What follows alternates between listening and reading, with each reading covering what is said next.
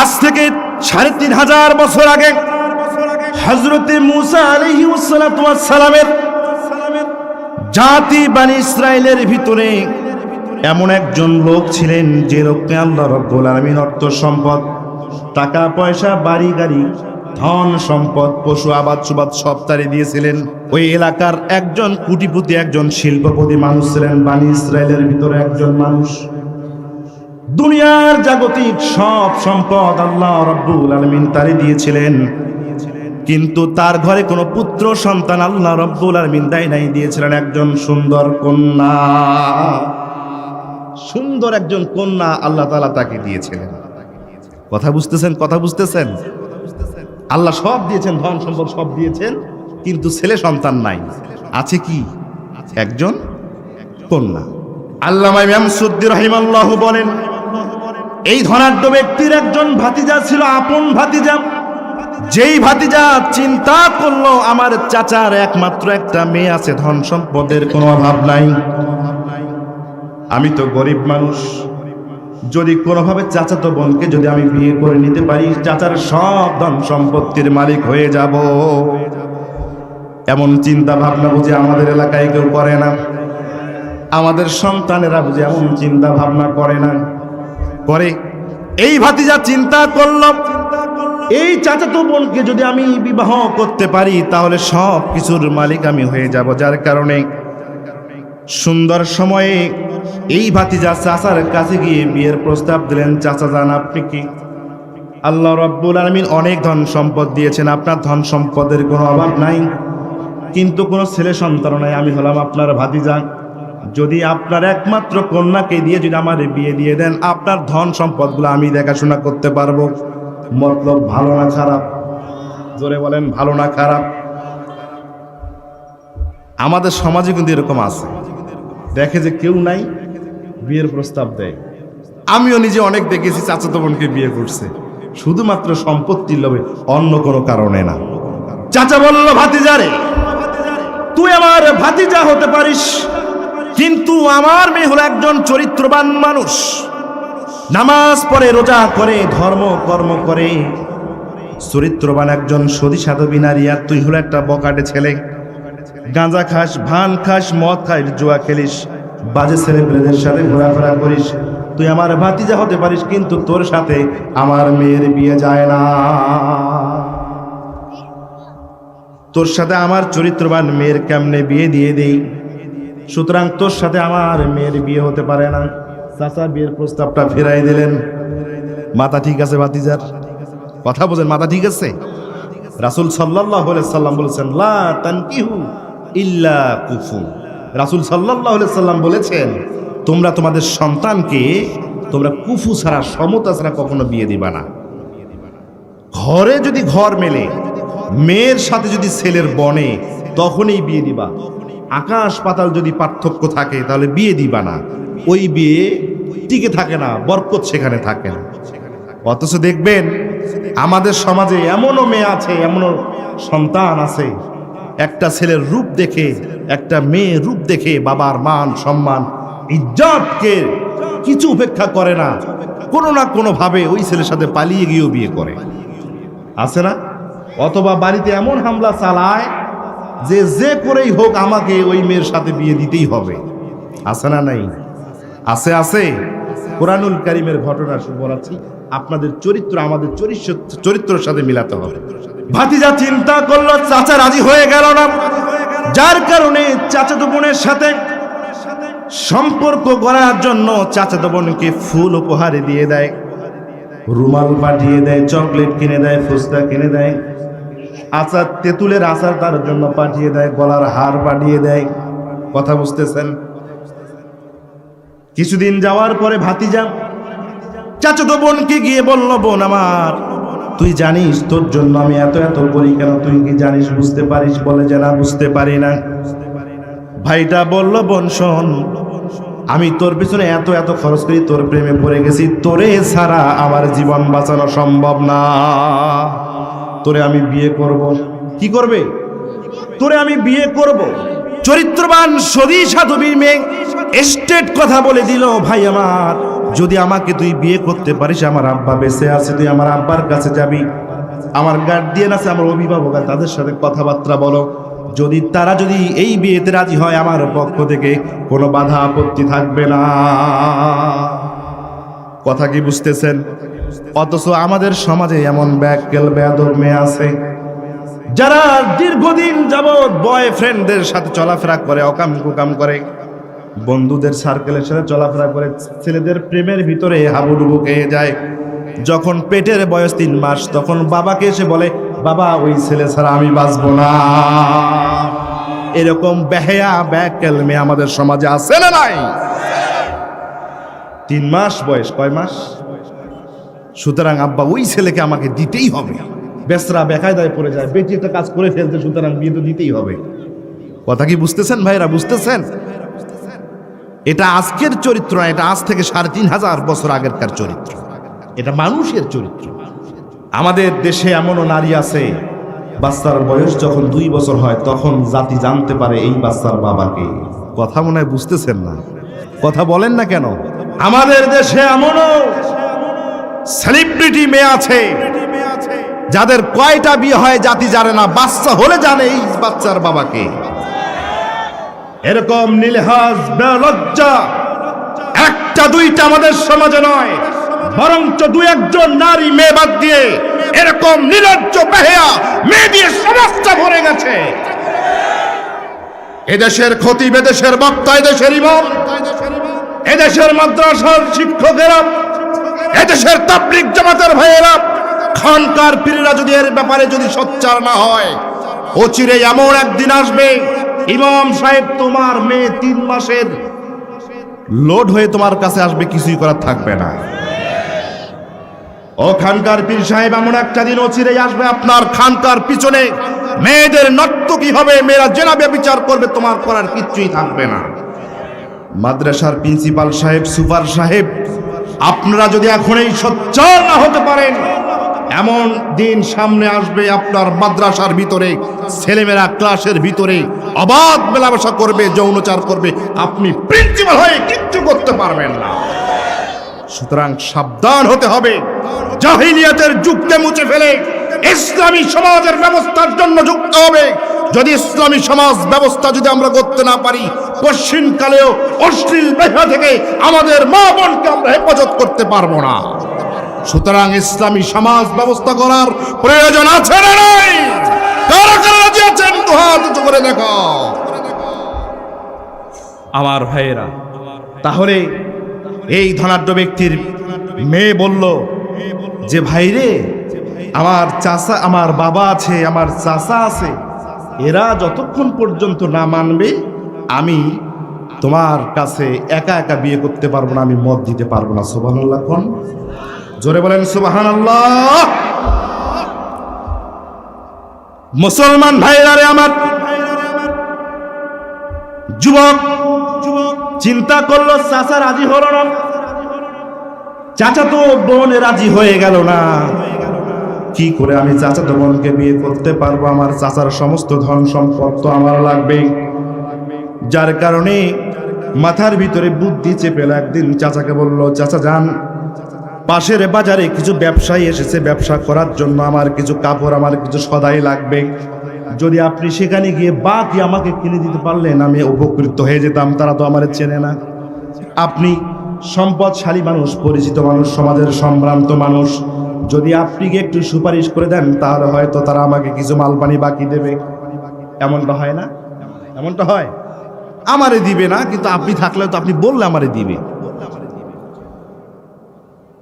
সন্ধ্যার পরে চাচাকে নিয়ে বাজার করার জন্য বের হয়ে গেলেন। বাজার থেকে ফেরার পথে যখন রাত হয়ে গেল, পেছন থেকে লুকানো ছুরিটা বের করে চাচার গলায় ধরে চাচাকে দুনিয়া থেকে যে সারা জীবনের জন্য পাঠিয়ে দিলেন। লাশটা কাঁধের উপরে তুললেন, নিজের এলাকা, নিজের পাড়া প্রতিবেশী থেকে পাশের একটা গ্রামের একটা সহজ সরল মানুষের বাড়িতে গিয়ে রেখে এলেন। ভালো মানুষ সেজে বাড়িতে এসে ঘুম দিলেন। সকালবেলা হয়ে গেল, সূর্য দীপ্ত হয়ে গেল, পৃথিবী আলোকিত হয়ে গেল। মেয়ে সারা রাত ঘুমাতে পারে নাই, বাবা কোথায় গিয়েছে, সারা রাত কেন আসলো না, বাবা তো আমার সাথে খেলো না, আমার মাথায় হাত বুলিয়ে তো আমাকে ঘুম পাড়াই দিল না, সকাল হয়ে গেল, বাবা কই। পাশের লোককে জিজ্ঞাসা করে, ভাই ব্রাদারকে জিজ্ঞাসা করে, আমার বাবাকে আপনারা দেখেছেন নাকি? দিনের তীব্রতা বেড়ে গেল, খুঁজতে খুঁজতে हैरान परेशान হয়ে গেল।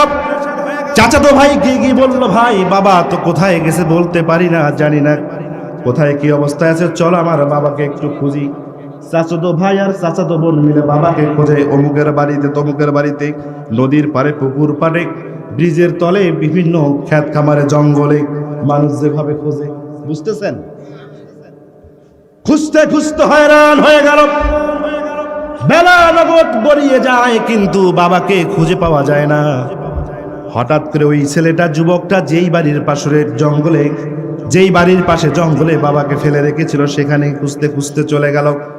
যাওয়ার পরে দেখে বাবা তার রক্তাক্ত অবস্থায় পড়ে আছে। চরিত্রবান সতী সাধবী মেয়ে চিল্লা দিয়ে ডুকরে ডুকরে কাঁদলো, বাবাকে বুকে ঝরিয়ে দিল। বাবা তোমার এমনটা কিভাবে হয়ে গেল? হাউ মাউ করে কাঁদা শুরু করে দিল। বাবা কে তোমার এই ঘটনা করে দিল? এই দৃশ্য দেখার পরে তাফসিরে ইবনে কাসির, আল্লামা ইবনে কাসির তার তাফসিরের ভিতরে লেখেন, বোন যখন ডুকরে ডুকরে বাবার জন্য কান্নাকাটি শুরু করে দিল, তখন এই চাচাতো ভাই, এই যুবকটাও চাচাকে জড়িয়ে ধরে ডুকরে ডুকরে কান্নাকাটি শুরু করে দিল। কথা কি বুঝতেছেন? চাচা তোমার এই অবস্থা তোমার কে করলো? কে তোমারে হত্যা করলো? চাচা কেমনে, কোথায় কি গেল, আমারে তো কিছু জানাইলে না, কেমনে এমনটা হয়ে গেল? আমার ভাইয়েরা, মেয়েটা ইতিম হয়ে গেল, পৃথিবী থেকে বাবা চলে গেল। কেন চলে গেল এর কারণটা মেয়েটা জানে না।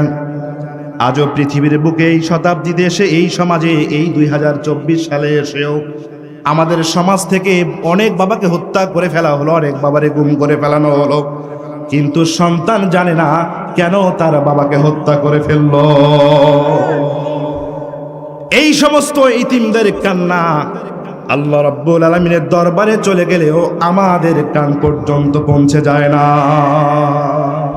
যুবক কান্নাকাটি শুরু করলো, তাফসিরের ভিতরে লিখেছে, মাথার চুল টানা শুরু করলো, বুকের ভিতরে চাপড়া শুরু করলো, হাহাকার করা শুরু করলো। বোনকে বলল, বোন কান্নাকাটি করিস না, তুই আমার বোন, আমি তোর ভাই, তুই সারা দুনিয়াতে আমার কেউ নাই। বোন চল চাচার লাশটা নিয়ে যে কাপন দাপন করিয়ে সৎকার করার চেষ্টা করি। আরে বোন শোন, যে কোনো ভাবেই হোক আমি তোর বাবার হত্যার প্রতিশোধ গ্রহণ করব।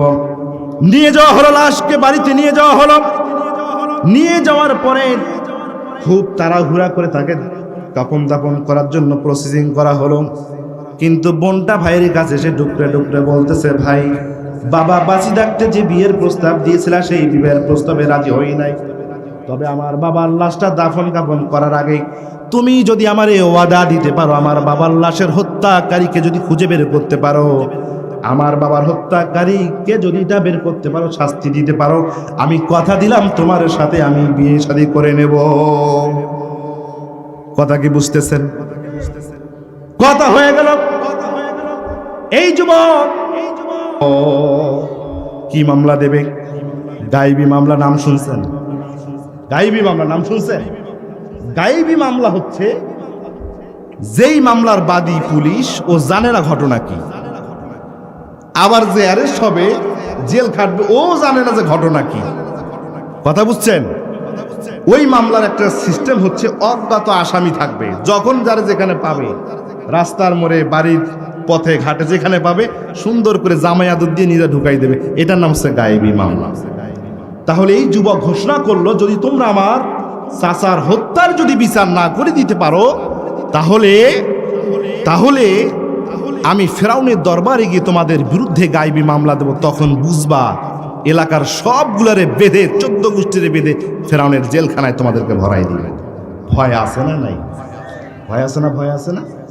আমার ভাইরা, শুধুমাত্র মামলার জন্য আর হামলার জন্য কত কি পরিবর্তন হয়ে গেল, ভয়ের কারণে আমরা পরিবর্তন করতে পারলাম না। কথা কি বুঝতেছেন?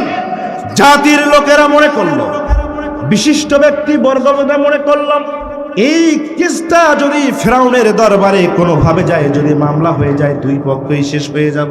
সমাজের জন্য মামলা হওয়া ভালো না খারাপ? মামলা যদি হয় দুই পক্ষের পকেট ফাঁকা হয়ে যায়। কথা বুঝছেন? জাতির বিশিষ্ট নেতারা মনে করলো যদি মামলা হয়ে যায় তাহলে দুই পক্ষে হয়রান পেরেশান হয়ে যাব। সুতরাং আমাদের সমস্যা আমাদেরকেই সমাধান করতে হবে। চেষ্টা করলো সমস্যা সমাধান হয় না, বাড়ে। ওই গ্রামের লোকদের পথ আটকায় দেয়, নারীদেরকে ধরে জান মাল ছিনিয়ে নেয়। এর যুবকগুলো ওই গ্রামের যুবকদেরকে পিটায়, বিশৃঙ্খলা বেড়ে গেল, সমস্যার সমাধান হয়ে যায় না। শেষ পর্যন্ত জাতির সম্মানিত লোকেরা, জাতির নেতারা সমবেত হয়ে সিদ্ধান্ত নিল আমাদের এটা নিয়ে কোনো বাড়াবাড়ি করা যাবে না। আমাদের মাঝে একজন আল্লাহ রাব্বুল আলামিনের পয়গম্বর আছেন, নাম কি? জোরে কোন, আরো জোরে। মুসা আলাইহিস সালাতু ওয়াস সালাম আল্লাহ রাব্বুল আলামিনের পয়গম্বর। সুতরাং চলো আমরা সবাই মুসা আলাইহিস সালাতু ওয়াস সালামের কাছে যাই। মুসা আলাইহিস সালাতু ওয়াস সালাম আল্লাহ রাব্বুল আলামিনের সাথে কথা বলেন। সুতরাং মুসা আলাইহিস সালাতু ওয়াস সালামের কাছে যদি আমরা যাই তাহলে মুসা আল্লাহর সাথে কথা বলে দিবেন ওই ব্যক্তিকে হত্যা করেছে কে। সুবহানাল্লাহ কোন, জোরে বলেন সুবহানাল্লাহ। মুসা আলাইহিস সালাতু ওয়াস সালাম বললেন, আমার জাতির সম্মানিত লোকেরা, আজ রাতে তোমরা ফিরে যাও। আগামীকালকে সকালবেলা আমি আল্লাহ রাব্বুল আলামিনের সাথে কথা বলার জন্য তুর পর্বতে গিয়ে আল্লাহ রাব্বুল আলামিনের সাথে আমি কথা বলবার বুঝবো, হত্যাকারীকে ঘটনাটার ক্লিয়ারেন্স নিয়ে আসব। পরের দিন সকাল হয়ে গেল। মুসা আলাইহি ওয়াসসালাতু ওয়াসসালাম আল্লাহ রাব্বুল আলামিনের সাথে কথা বললেন। কথা বলার পর বললেন, রব্বে কারীম, আমার সম্প্রদায়, আমার জাতির লোকেরা একটা হত্যাকাণ্ড করেছে, হত্যাকাণ্ড ঘটিয়ে ফেলেছে। দুই দল বিভক্ত হয়ে গেছে, জাতি বিভক্ত হয়ে গেছে। এক দল আওয়ামী লীগ হয়ে গেছে, আর এক দল বিএনপি হয়ে গেছে। এরা ওরে সহ্য করে না, এই গ্রুপ ওদেরকে সহ্য করে না। দিন দিন পেট্রোল বোমা, অগ্নি সন্ত্রাস এগুলো বাড়ে। কথা বুঝতেছেন? এরা পাইলে ওরে ধরে, এরা পাইলে ওরে ধরে। ওগো আল্লাহ, তারা আমার কাছে এসেছিল, কে হত্যা করেছে আপনি যদি আমাকে একটু বলতেন, আমি কি তাদের মধ্যে বিবাদটা মিটাইয়া দিতাম। আল্লাহ রাব্বুল আলামিন বললেন, মুসা শোনো, আমি জানি কে ওই ব্যক্তিকে হত্যা করেছে, কিন্তু তোমারে বলবো না, বরং তুমি একটা কাজ করো।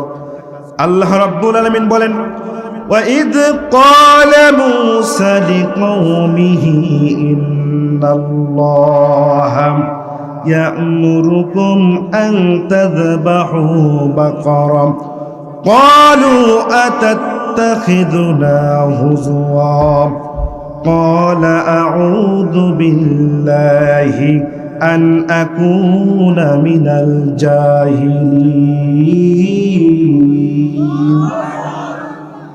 আল্লাহ রাব্বুল আলামিন বললেন, মুসা, ও মুসা, তুমি তোমার জাতির লোকদের কাছে ফিরে যাও।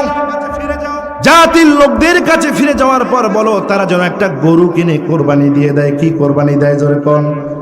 তারা যেন একটা গরু জবাই দিয়ে দেয়।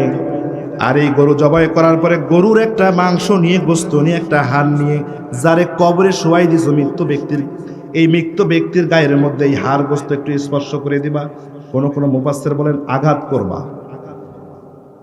যখন গরুর গোস্ত দিয়ে, হাড় দিয়ে তার আঘাত করবা, মৃত ব্যক্তিকে যখন স্পর্শ করে দিবা, আল্লাহ রাব্বুল আলামিনের অনুমতি ক্রমে ওই মৃত ব্যক্তি জিন্দা হয়ে বলে দেবে তাকে কে হত্যা করেছে। জোরে কোন সুবহানাল্লাহ।